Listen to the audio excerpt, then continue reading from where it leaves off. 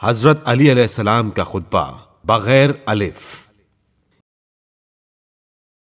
یہ خطبہ حضرت امیر المومنین علیہ السلام کے معجزات میں شمار کیا جاتا ہے۔ اس خطبے میں اول تا آخر ایک لفظ بھی ایسا نہیں جس میں الف ہو، حالانکہ زبان عرب میں الف ایسا حرف ہے جو سب سے زیادہ مستعمل ہے۔ ایک روز رسول خدا صلی اللہ علیہ وآلہ وسلم کی چند اصحاب ایک مقام پر جمع تھے اور بحث شروع ہوئی کہ حروف تہجی میں کون سا حرف ایسا ہے جس کے بغیر کوئی جملہ پورا نہیں ہو سکتا۔ سب نے اتفاق کیا کہ الف کے بغیر کلام کرنا ناممکن ہے۔ اس محفل میں حضرت علی علیہ السلام بھی موجود تھے۔ یہ سنتے ہی آپ علیہ السلام نے فی البدیہہ یہ خطبہ ارشاد فرمایا: بسم اللہ الرحمن الرحیم۔ حمدت من عظمت منته وسبقت نعمته وسبقت غضبه رحمته وتمت كلمته ونفذت مشیئته وبلغت حجته وعدلت قضیته۔ اللہ کے نام سے شروع کرتا ہوں جو بڑا مہربان رحم کرنے والا ہے۔ حمد کرتا ہوں میں اس کی جس کا احسان عظیم ہے، اس کی نعمت وسیع و کاملہ ہے اور اس کی رحمت اس کے غضب پر سبقت رکھتی ہے، اور اس کا کلام کمال کی انتہا تک پہنچ چکا اور اس کا ارادہ نافذ ہو چکا، اس کی حجت پہنچ چکی ہے اور اس کا فیصلہ مبنی بر عدل ہے۔ حمدته حمد مقرم بربوبیته متخضعا لعبودیته متنصل من خطیئته معترف بتوحیده مستعیذ من وعیده۔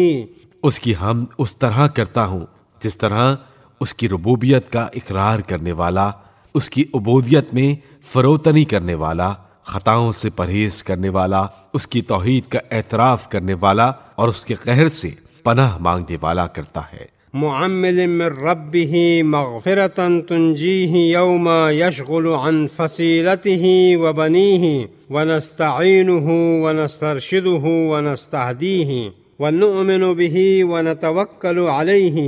اپنے رب سے مغفرت اور نجات کا امیدوار ہوں اس روز جب کہ ہر شخص اپنی اولاد اور عزیزوں سے بے پرواہ ہوگا۔ ہم اس سے مدد و ہدایت چاہتے ہیں اور اس پر ایمان لائے ہیں اور اس پر بھروسہ کرتے ہیں۔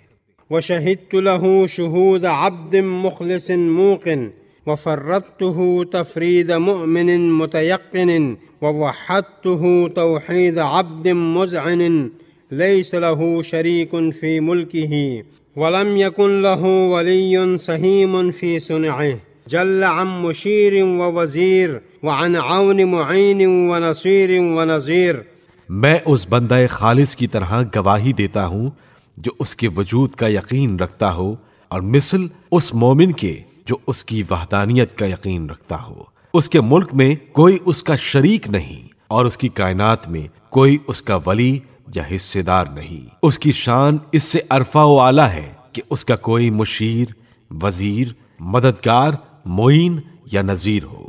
علم فسترا وبطن فخبرا وملک فقہرا وعصا فغفرا وحکم فعدلا وتکرم وتفضل لم یزل ولن یزول لیس کمثلہ شیء۔ وہ سب کا حال جانتا ہے تب بھی پردہ پوشی کرتا ہے، وہ باطن کی حالت سے واقف ہے، اس کی بادشاہت سب پر غالب ہے۔ اگر کسی نے گناہ کیا تو وہ معاف کر دیتا ہے اور عدل کے ساتھ فیصلہ کرتا ہے۔ وہ فضل و کرم کرتا ہے، نہ اس کو کبھی زوال آیا اور نہ کبھی آئے گا، اور کوئی اس کے مثل نہیں۔ وهو قبل كل شيء رب وهو بعد كل شيء رب متعزز بعزته متمكن بقوته متقدس بعلوه متکبر بسموه۔ وہ ہر شے کا پہلے سے پروردگار ہے اور ہر شے کے بعد بھی پروردگار ہے۔ وہ اپنی ہی عزت و بزرگی سے غالب ہے اور اپنی قوت سے ہر شے پر متمکن ہے، اپنی عالی مرتبی سے مقدس ہے، اپنی رفعت کی وجہ سے اس میں کبریائی ہے۔